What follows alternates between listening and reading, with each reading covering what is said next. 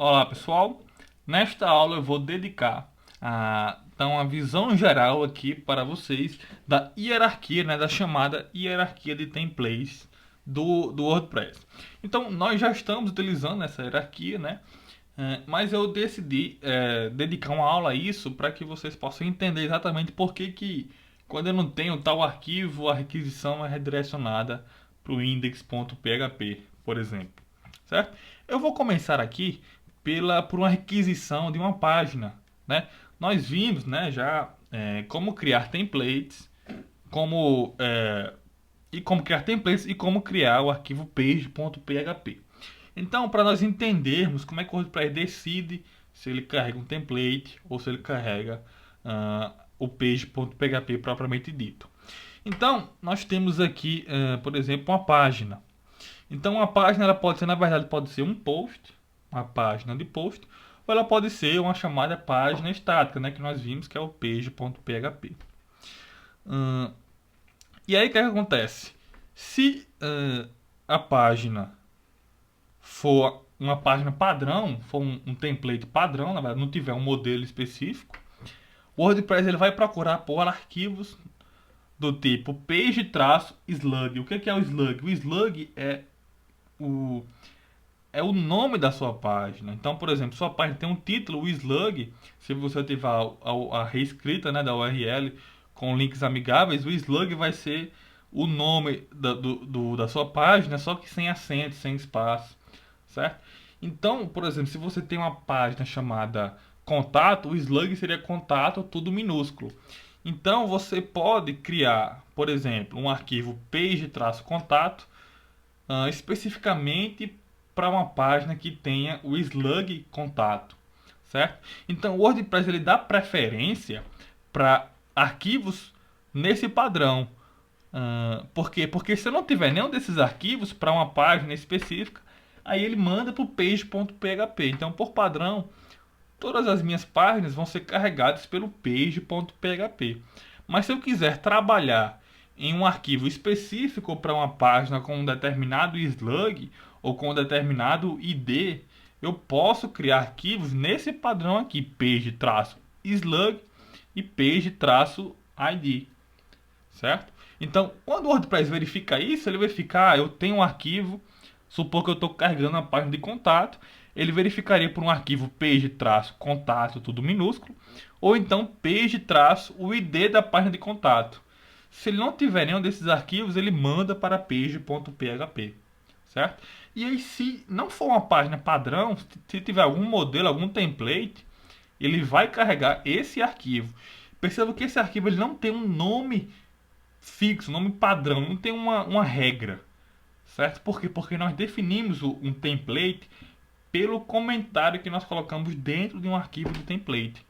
Então o WordPress ele consegue identificar qual é o arquivo, né? Porque ele abre o arquivo internamente, ele interpreta lá o comentário template name e ele consegue saber qual arquivo ele deve carregar, certo? Então, se a página tiver um modelo, um template customizado, ele vai carregar esse arquivo, né, de template e vai responsabilizar aquele arquivo para exibir essa página, certo? E aí nós temos aquele caso, né, que nós estamos utilizando. Se eu tenho aqui uma front page, que seria a página inicial, se eu não criar um arquivo frontpage.php, o WordPress vai verificar, eu quero exibir uma página de posts ou uma página, um page. No caso do querer exibir uma página, aí ele puxa para cá para cima. Por quê? Porque eu posso ter uma página com um template, que é o nosso caso. Então, se eu configurar para que a página inicial seja uma página e essa minha página tiver um template, ele vem para essa hierarquia aqui, certo? Se eu tivesse um arquivo chamado frontpage.php, automaticamente o WordPress iria cair aqui nesse arquivo, beleza? E aí, se eu selecionar para exibir os posts recentes, ele puxa para o home.php. Só que nós não temos o home.php. Então, como eu não tenho home, quando eu coloco os posts recentes, ele puxa para index.php.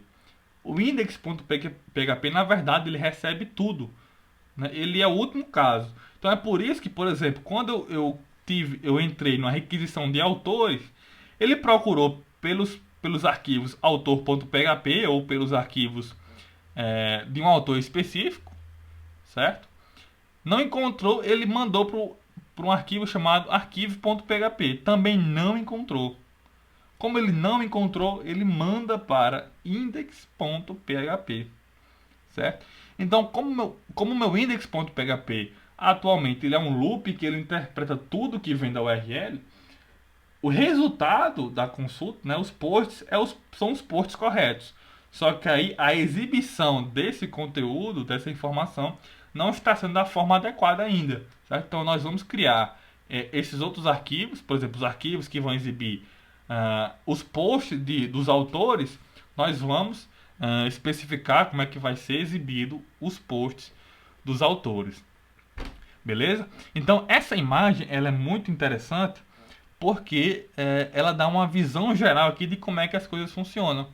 O que o WordPress verifica? Quais são os arquivos que o WordPress verifica para uma dada requisição?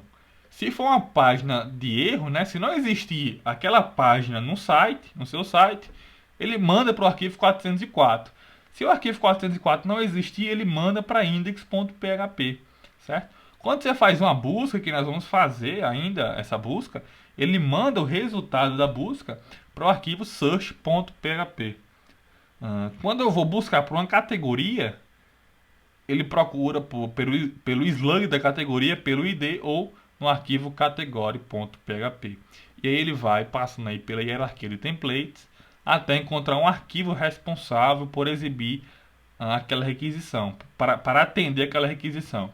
E aí isso aqui também explica por que somos obrigados a criar o index.php. Porque se não tivermos o index, nós não teríamos um arquivo para redirecionar em último caso. Então, é por isso que somos obrigados a criar o index.php. Então, isso daqui é muito importante para que vocês mantenham aí nos seus favoritos, ou que vocês imprimam aí, colhem aí numa parede, para que vocês possam estar sempre consultando e sabendo aí o que é que o WordPress vai exibir em uma dada requisição. Beleza? Então, essa aula eu queria mostrar isso daqui para vocês. Na próxima aula nós vamos estar fazendo aí a página de leitura de post. Nós vamos atender a requisição de uma página, ou melhor, de uma página de post. Então nós vamos atender aqui, no caso, vamos criar o arquivo single.php. Beleza?